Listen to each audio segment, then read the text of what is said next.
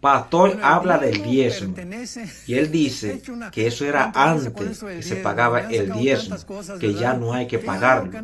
Ahora bien, ¿qué tú opinas si se debería pagar el diezmo en este tiempo, sí o no? Espero tu comentario y espero que tú lo puedas compartir este video. Veremos este video. Gracias. Bueno, el diezmo pertenece... Se ha hecho una controversia con esto del diezmo. Me han sacado tantas cosas, ¿verdad?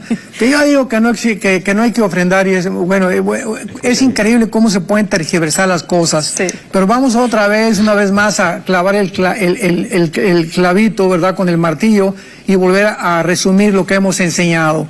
El diezmo perteneció al Antiguo Testamento porque era obligatorio.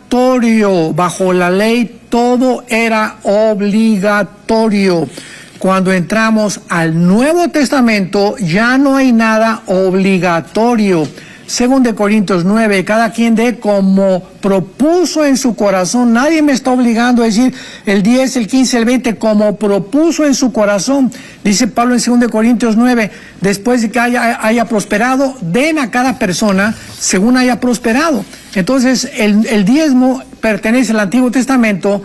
En el Nuevo Testamento, si en el Antiguo Testamento fue el diezmo y un cristiano sigue solamente dando el 10%, pues no has madurado, no has crecido en la fe, porque te estás limitando, como si alguien te dijera, es que es el 10% y no puedes pasar de eso. Ahora es el 15, el 20, el 30, el 40, el 50%, el 60%, lo que tú tengas en tu corazón. Y lo dice Pablo claramente en 2 Corintios 16. En cuanto a la ofrenda, ya no le llama diezmo, por el amor de Dios. Ya no se le llama diezmo en el Nuevo Testamento. Los evangelios quedaron bajo el Antiguo Testamento. Recordemos que la iglesia comenzó en el libro de los Hechos. En cuanto a la ofrenda para los santos, hagan de la manera que les ordené en las iglesias de Galacia. Cada primer día de la semana, o sea, el domingo, cada uno de ustedes ponga aparte el diezmo. Eso dice, según hayas prosperado. Que en esta semana vendiste una vaca, vendiste un carro, vendiste una casa. Entonces, ahí Dios te dice, vendiste la casa en $100,000, dame lo que está en tu corazón. Pero no tengas en tu mente el 10% siempre, porque vas a seguir viviendo bajo la ley. Entonces la ofrenda en el Nuevo Testamento se llama ofrenda, pero nosotros tenemos la culpa porque en las iglesias les decimos, pasen a dejar sus diezmos, y la iglesia y los cristianos y las ovejas comienzan a asimilar que solamente es el 10%. Hablemos de ofrendas y ya no de diezmos. Wow. Pastor, nos pregunta desde Venezuela, Néstor nos dice que si un pastor tiene es obligatorio que tenga un pastor él, o sea, que el pastor tenga encima de él una cobertura pastoral también. Es peligrosísimo que un pastor esté solo. Muy peligroso, porque somos demasiado tontos, somos demasiado egoístas, somos demasiado ambiciosos, somos demasiado débiles en la fe, por más espirituales que podamos ser. El día que creamos que ya no necesitamos un grupo a nuestro alrededor, o de personas que nos den un consejo, o de misioneros que tengan más tiempo que nosotros y que nos estén coachando o entrenando, ¿verdad? En ese momento pierdes el camino muy fácilmente, y por eso hay cientos de pastores que se han alejado y han comenzado a enseñar cosas, ¿verdad?, verdaderamente barbaridades de la Biblia, porque no tienen quien los corrija o no han aceptado corrección. Ahora que pasó la pandemia, yo tuve la ocasión de hablar con varios pastores en cuanto a que unos pastores hasta llegaron al grado, ¿verdad?, de dividir a la iglesia en los vacunados y los no vacunados, cosa que nos pareció una barbaridad a nosotros, y a muchos pastores los exhorté y ya no me volvieron a hablar. O sea, el día que alguien me diga, oye Armando, tú tienes esto y el otro, y lo puedo con la Biblia realmente examinar y a través de la oración, o lo rechazo inmediatamente, Dios no me va a seguir hablando, porque somos un cuerpo y nos necesitamos. La oreja no puede decir que la nariz no la necesita, ni la nariz la boca. Y si no entendemos esta complejidad del cuerpo de Cristo, podemos perder el camino. Así que yo recomiendo a todos mis hermanos pastores. Nosotros tenemos en nuestra organización un grupo de 10 o 12 pastores, tenemos reuniones en Zoom, consultamos, platicamos, yo les hablo, les pido el consejo, ¿qué piensas de esto? ¿Qué piensas de aquello? Porque sé que no soy suficiente. Pablo lo dice a los corintios, ¿quién es suficiente para estas cosas? Y los corintios se creían ya suficientes. Y cuando no oímos otras enseñanzas, yo voy a una iglesia aquí en Dallas, ¿verdad? Que necesito yo el alimento y me encanta, le estaba platicando a Rebeca, que es una iglesia con una doctrina impresionante, predican exegéticamente y expositivamente, versículo por versículo, y mi esposo y yo salimos edificados.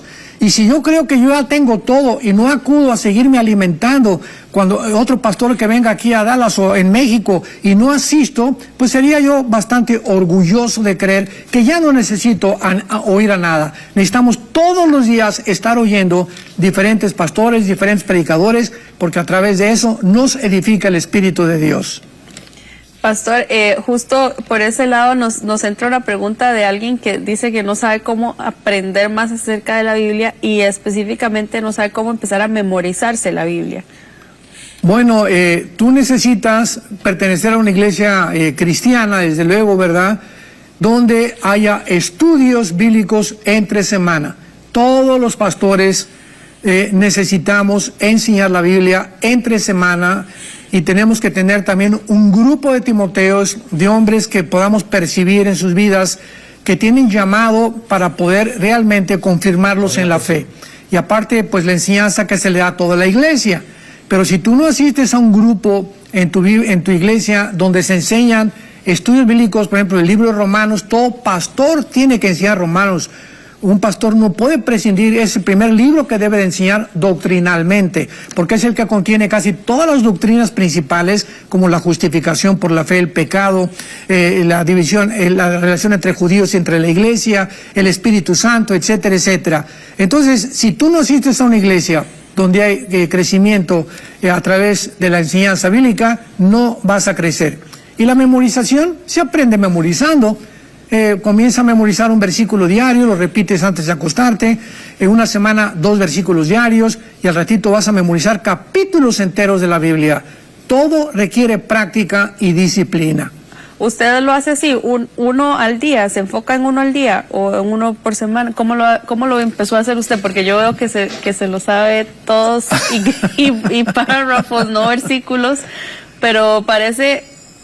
Y especialmente hay una teoría ahora que dice que es más difícil para nosotros aprender los versículos porque la generación anterior lo leía una sola versión toda su vida y nosotros leemos como 20 versiones y entonces ahora pues nos acordamos, pero hacemos una mezcolanza con palabras de una versión y otra versión. Ese es el problema, o sea, ahorita hay que la Biblia para los jóvenes, para los teens, para las mujeres, para Biblias de profecía, bueno, hay cantidad de versiones de la Biblia.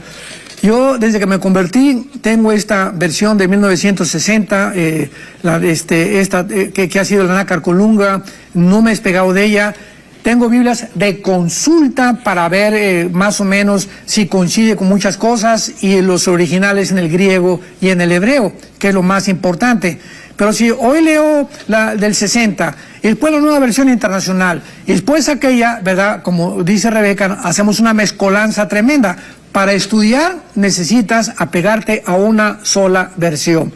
Y esta versión, pídele a Dios, para mí la 1960 Nácar Colunga para mí es la mejor que he encontrado. Las demás que he leído, ¿verdad? Tienen buenas cosas, etcétera, etcétera, pero yo me he apegado a esta Biblia. Entonces necesitamos, ¿verdad?, disciplina y discernimiento para poder entender. Y yo comencé a memorizar la Biblia y fue realmente una bendición porque oí hace muchos años a un predicador que dijo, lo que le dijo Dios a Josué, si de día y de noche, de día y de noche, de día y de noche, no una vez, sino de día y de noche, memorizas, guardas, estudias, meditas en este libro de la ley, todo prosperará en tu vida. Cuando yo comencé a hacer eso, vi un gran cambio realmente en nuestra vida espiritual, en nuestro ministerio, en nuestra organización, porque realmente Dios bendice a los siervos y a las siervas que memorizan la palabra de Dios. ¿Cómo puedo meditar en la palabra de Dios si no la memorizo? Si no la tengo aquí, pues ¿cómo la puedo meditar? Entonces tenemos que memorizarla y aprendernos capítulos enteros, salmos enteros, y descubrirás el don tan maravilloso